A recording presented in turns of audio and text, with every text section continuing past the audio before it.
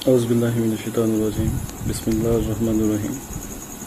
अस्सलाम वालेकुम स्टूडेंट्स, मेरा नाम है इरफान रज़ा और मैं आपको मैथमेटिक्स सब्जेक्ट जो है वो मैथमेटिकल मेथड जो है वो पढ़ा रहा हूँ। तो आज हम जो है पिछले टॉपिक से ही डायरेक्ट जो कुछ प्रॉब्लम्स पढ़ेंगे। हम स्टेम लेवल डिफरेंशियल क्वेश्चन पढ़ रहे थे। स्टेम लेवल डिफरेंशियल क्वेश्चन जो है उसमें जो प्रॉब्लम किस किस तरह पूछता है वो और उसको सॉल्व करने का क्या मेथड होता है। तो आज हम एक प्रॉब्लम जो है वो सॉल्व करते हैं। क्वेश्चन उसने हमें दिया हुआ है कि find the eigen value and eigen function of the stem level problem. Stem level problem को यूज करते हुए आपने इसमें आइगन वैल्यू और आइगन फंक्शन जो है वो मालूम करना है। हमारे पास ये इक्वेशन है y double dash plus lambda y equal to 0 और कंडीशन हमें दी गई, बाउंडेड कंडीशन दी गई y 0 equal to 0 y dash 1 equal to 0। ये हमें दो कंडीशन दी गई हैं। सबसे पहले हमने इससे सॉल्व किया और हमने इसकी डिफरेंशियल इक्वेशन में से चेंज कर लिया। हमने इसमें से जो है इस इक्वेशन को जब चेंज किया तो इसमें कॉमन ले लिया। ठीक है, y कॉमन लेने के बाद ये आ गया है। आप जानते हैं डबल डायरेक्ट होता है तो ये डी स्क्वायर के इक्वल होता है और लैम्डा वैसे रह जाएगा। तो फिर उसके बाद हमने एक स्टेप और लिख सकते हैं। आपको डी स्क्वायर प्लस लैम्डा को हमने इक्वल टू 0 पुट किया। ठीक है, और वहां से हमने डी की वैल्यूज निकालेंगे तो D square equal to minus lambda आ जाएगा। डी को हमने एम में चेंज कर लिया। ठीक है, एम में चेंज करने के बाद जब हमने एम का स्क्वायर जो है वो खत्म किया तो इसे अंडर रूट आ जाएगा। ठीक है, plus minus under root lambda आ जाएगा। अब हमारे पास लैम्डा की जो है वैल्यूज जो है वो हमें यहाँ चेंज करके पुट करनी पड़ेगी कि लैम्डा की मैंने बताया था कि 3 केस होते हैं और 3 केस आपने पुट करके चेक करना होता है हमारा क्वेश्चन जो है वो कहाँ सेटिस्फाई करता है, कहाँ हमें नॉन ट्रिवियल सोल्यूशन मिलता है। तो जब तक हमें नॉन ट्रिवियल सोल्यूशन नहीं मिलेगा तो हम क्वेश्चन को सॉल्व करते रहेंगे। तो हमने पहले फर्स्ट केस किया। फर्स्ट केस मैंने बताया था कि हमेशा हम लैम्डा को इक्वल टू 0 पुट करते हैं। ठीक है, फर्स्ट केस में क्या करेंगे, जो लैम्डा की वैल्यू से हम पहले 0 पुट करेंगे। ठीक है, तो दो ही कंडीशन हो सकती है, वो 0 हो सकता है या वो 0 नहीं हो सकता। तो पहली कंडीशन है अगर वो 0 हो तो फिर क्या आंसर आएगा। अगर लैम्डा को हम यहाँ 0 पुट कर दें तो m की यहाँ वैल्यूज आ जाएगी 0 0। ठीक है, m की दो वैल्यूज आ जाएगी प्लस माइनस लैम्डा, इसलिए ये 0 0 2 वैल्यूज आएगी। और जब 0 0 वैल्यूज आ गई उसका जनरल सोल्यूशन निकालेंगे तो उसका जनरल सोल्यूशन हम जानते हैं y इक्वल टू आ जाएगा c1 ex and c2 e minus x. अब हमारे पास जब ये सोल्यूशन आ जाएगा तो फिर हम इसको लिखेंगे जनरल सोल्यूशन में कि c1 e इसमें जो है पावर जो है वो 0 है, वो 0 लगा देंगे। ठीक है, x और दूसरे में भी 0 है, वो सारा x आ जाएगा। ये हमारे पास फॉर्मूला है जनरल इक्वेशन का, आपने पढ़ा था। ये 10.1 जो आपने मैथमेटिकल मेथड पढ़ी है अपने ग्रेजुएशन में, उसमें आपने टॉपिक पढ़ा होगा, उसी से रेलेवेंट ये जनरल इक्वेशन में लिखी है। अब हमने c1 जो है वो वैसे आ गया, e0 हो गया, हमें e0 हो गया, c2x आ गया। ठीक है, अब हमें देखें मॉडल जो कंडीशन दी गई है इसमें हमें देखें हमें y डेरिवेटिव चाहिए। y डेरिवेटिव में भी हमने पुट करना है, इसलिए हमें y और y डेरिवेटिव चाहिए। तो y तो हमारे पास आ चुका है, ये y इक्वल टू आ गया c1 प्लस x c2 आ गया। तो हमने इसकी डिफरेंशियल की तो y dash equal to c2 आ गया। अब हम पर जो कंडीशन है वो पुट करते हैं। हमारे पास कंडीशन है y0 इक्वल टू 0 और y डैश 1 इक्वल टू 0। दोनों कंडीशन हमने यहाँ पुट करनी है। इसलिए हमने y0 को 0 पुट किया, ये है y को 0 पुट किया और x की वैल्यू भी 0 पुट की। तो y 0 हो गया, c1 वैसे आ गया और x 0 हुआ तो ये सारा 0 हो गया, तो c1 इक्वल टू 0 आ गया, c1 0 आ गया। अब हम दूसरी कंडीशन यूज करते हैं। दूसरी हमारे पास क्या है कि हमारे पास y डैश 1 इक्वल टू 0 है। तो हमने यहाँ y डैश की कीमत लगा दी, x की वैल्यू 1 लगानी है और y की 0। तो y की जब 0 पुट की तो x तो यहाँ पुट ही नहीं हो रहा क्योंकि x है ही नहीं हमारे पास। तो c2 भी 0 आ गया। देखिए c1 c2 दोनों ही 0 आ गए।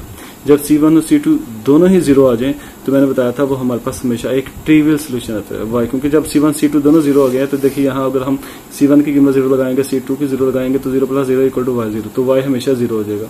जब y 0 आ गया तो मैंने बताया था जो y 0 होता है वो हमेशा एक ट्रिवियल सोल्यूशन होता है। ठीक है, तो जब ट्रिवियल सोल्यूशन होता है तो उसकी कोई भी आइगन वैल्यू नहीं होती।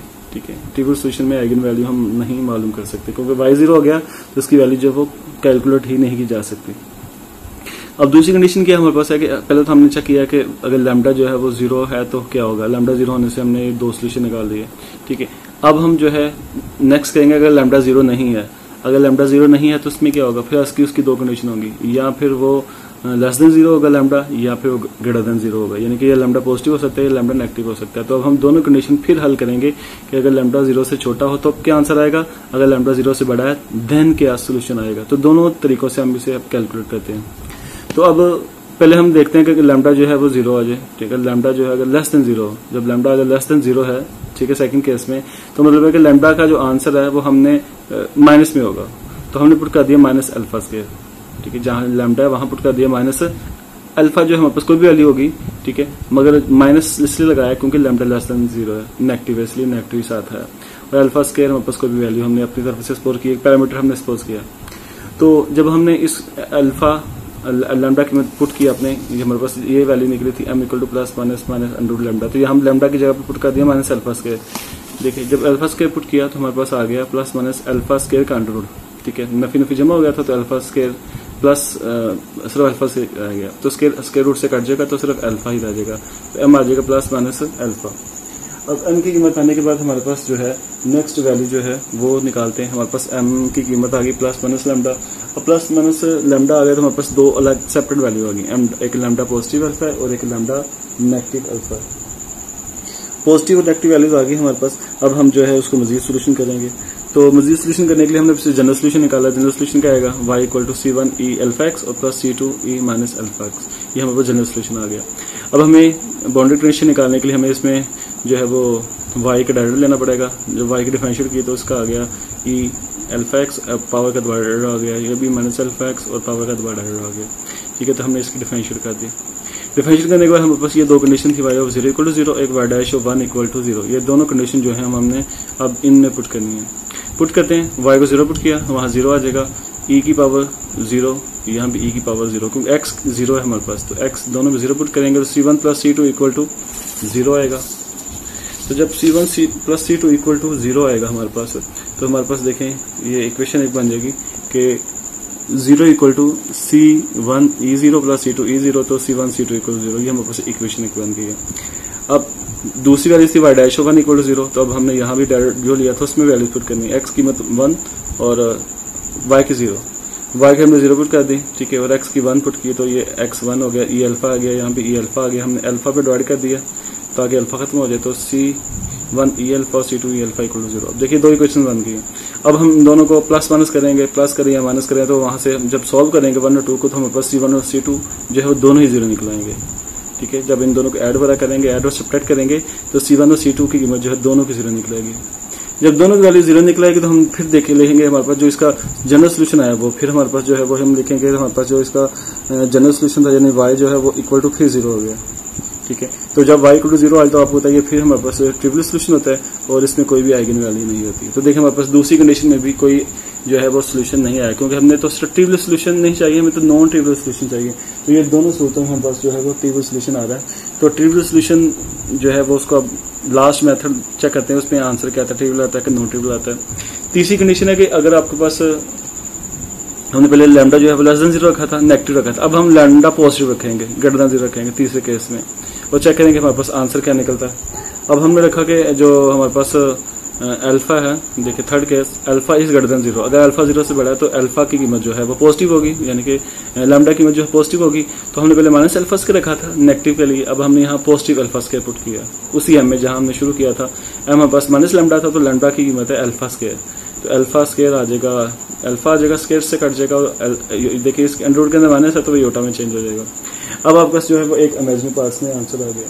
अब इमेजिनरी पार्ट से तब फिर हमने जनरल सोल्यूशन लिखा, जनरल सोल्यूशन लिखने का मेथड हम जानते हैं, वो हो जाएगा y equal to c1 cos alpha x, ठीक है, y equal to c1 cos alpha x plus c2 sin alpha x, ये हमारे पास जनरल सोल्यूशन आ गया। अब हमें भी इसकी डिफरेंशिएट चाहिए, क्योंकि हमारे पास जो बाउंड्री कंडीशन है इसमें हमारे पास y और y डैश है, तो इसकी हमने अगेन डिफरेंशिएट की। इसकी डिफरेंशिएट की तो आ गया cos का माइनस साइन आ गया और साइन का cos आ गया, और एंगल का दोनों का डेरिवेटिव भी साथ जो है वो आ जाएगा। उसके बाद हमने वैल्यूज पुट की, देखें y 0 equal to 0, y dash 1 equal to 0, ये हमें दो कंडीशन थी, हमने दोनों कंडीशन पुट करनी है y में और y डैश में, जो हमें जहां जहां पुट करने की जरूरत है। पुट करने के बाद हमने सबसे पहले इसको जब सॉल्व किया तो हमने x की कीमत जो है वो पुट करनी है 0 और y की कीमत जो है वो हमारे पास जो है वो क्या आएगी वो देखते हैं। तो हमारे पास y की कीमत जो है वो भी हमारे पास जो है वो 0 है, और x की कीमत जो है वो भी 0 है। तो हमने पुट कर दिया, देखें y 0, ठीक है, ये y 0 आ गया, तो C1 वैसे आ गया, cos अल्फा x है तो x की कीमत 0 लगाए तो cos 0 1 होता है, इसलिए C1 आ गया, sin 0 0 होता है इसलिए सारे 0 हो गया। तो मतलब है कि यहाँ से C1 की वैल्यू आ गई है 0, ठीक है, C1 की 0 आ गई है। अब दूसरी कंडीशन यूज करते हैं, तो दूसरी कंडीशन में क्या आएगा, अब जब हमने C यहाँ 0 लगा दिया तो C1 की कीमत 0 लगा दी तो y हमारे पास बच गया C2 sin अल्फा x। तो हमारे पास ये एक सोल्यूशन आ गया C2 sin अल्फा x। अब हमने जो डिफरेंशियल की थी उसमें पुट करते हैं। अब हमने x की कीमत रखनी है 1 और y की 0। यहाँ देखें हमने y की डैश की कीमत 0 लगा दी, x कीमत 1 लगा दी, sin अल्फा आ गया, यहाँ भी x कीमत 1 लगा दी, sin अल्फा आ गया। हम जानते हैं C1 तो 0 था इसलिए जब 0 लगाया तो ये सिर्फ 0 होकर हमारे पास सिर्फ C2 sin alpha cos alpha x आ गया ये हमारे पास, ठीक है, ये हमारे पास दूसरा आंसर आ गया। अब हमारे पास जो C2 sin अल्फा x आया इसमें हमने देखा कि हमारे पास cos अल्फा x ये भी 0 हो गया और C जो है वो 0 नहीं हो सकता, ठीक है, क्योंकि हमारे पास ये सोल्यूशन या ये ट्रिवियल सोल्यूशन आ गया, नॉन ट्रिवियल सोल्यूशन आ गया, इसलिए C2 तो यहाँ 0 नहीं है। तो हमने कह दिया कि cos अल्फा अगर 0 है तो cos 0 कहाँ पे होता है, तो हम cos 0 को लिख सकते हैं cos 2n + 1 π/2, ठीक है, cos 2n + 1 π/2 की तमाम वैल्यूज पे 0 होता है। यहाँ n तमाम कोई भी इंटीजर लगा लें तो हमेशा हमारे पास cos की वो कीमत जो है वो 0 आएगी। तो cos से कैंसिल हो जाएगा तो अल्फा की कीमत आ जाएगी 2n + 1 π/2, ठीक है, इसमें बता दिया मैंने n जो है वो एक इंटीजर वैल्यू है। तो n बिलोंग्स टू इंटीजर्स हैं, तो यहाँ हमारे पास अल्फा कीमत आ गई 2n + 1 π/2, ठीक है। अब अल्फा की जो कीमत आ गई 2n + 1 π/2 हमारे पास ये वैल्यूज आई है cos कटिंग होने के बाद।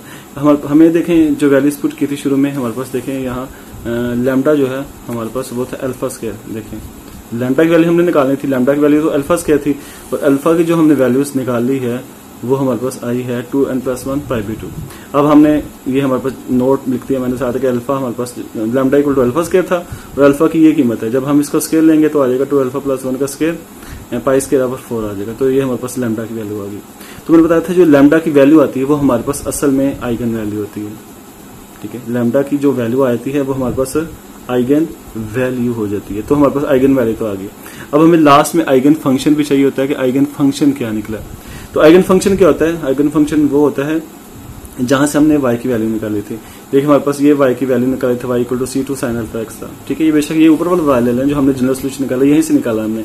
देखिए y हमारे पास ये था, हम जानते हैं C1 तो 0 था, C1 तो पहले भी ये 0 निकला था, यहाँ पुट कर दिया और C2 की कीमत हमारे पास थी नहीं और sin अल्फा x भी वैसे के वैसे आ गया। मतलब हमारे पास सिर्फ ये वैल्यू बचती है, ये 0 हो गई है, C2 sin अल्फा x बचती है, इसलिए मैंने यहाँ पहले लिखा हुआ y = C2 sin alpha x, ठीक है। तो ये हमारे पास जो फंक्शन बचता है जिसके जरिए हमने सोल्व किया होता है वो हमारे पास आइगन फंक्शन होता है। तो आइगन फंक्शन एंड पे लिख देना आपने कि y(x) हमारे पास जो फंक्शन है y का उसे 5(x) लिखते हैं, ठीक है, yn(x) n भी लिख सकते हैं साथ छोटा सा बेस में, yn(x) = या 5n(x) = हमारे पास आ जाता है, हमारे पास ये जो लिखा हमने C sin अल्फा x है, ठीक है। C2 था, हमने यहाँ एक जनरल कांस्टेंट C लिख दिया और जो हमारे पास अल्फा था, अल्फा जो है वो हमारे पास जो वैल्यू थी अल्फा की वैल्यू निकली थी ये लगा दिया हमने, ठीक है, और हमारे पास जो बाकी वैल्यू जो वैसे की वैसे आ गई, ठीक है। तो हमारे पास देखिए हमारे पास ये सारे का सारा आ गया, ठीक है। यहाँ पुट करना था हमने साइड 2α(x), यहाँ x के साथ लगा लें, ठीक है, तो आ जाएगा C sin ये अल्फा और ये x। तो हमारे पास ये जो आंसर निकला ये हमारे पास आइगन फंक्शन है, ठीक है। तो ये तरीका होता है आइगन फंक्शन और आइगन वैल्यू निकालने का स्टीम लेवल इक्वेशन में। तो स्टीम लेवल में सिंपल मैंने बता दिया आपको, आपने तीनों मेथड जो है चेक करने हैं। पहले लैम्डा 0 के लिए चेक करना है, तो फिर लैम्डा अगर 0 ना हो तो चेक करना है। जब लैम्डा 0 ना होगा तो हम दो कंडीशन आ सकती हैं, या वैल्यूज पॉजिटिव हो सकती है लैम्डा की, यानी कि लैम्डा की वैल्यू हम पॉजिटिव पुट कर सकते हैं, या लैम्डा की वैल्यू जो हम नेगेटिव पुट कर सकते हैं, ठीक है। तो इस तरह जो है आप अपने क्वेश्चन को सॉल्व कर सकते हैं। तो और भी तरीके होते हैं इसको सॉल्व करने के, इंशाल्लाह वो हम नेक्स्ट लेक्चर में पढ़ेंगे कि और स्ट्रीम लेवल की क्वेश्चन जो होती है वो किस तरह आ सकती है, उससे कैसे सॉल्व करते हैं। तो तब तक के लिए इजाजत चाहता हूँ, अल्लाह हाफिज।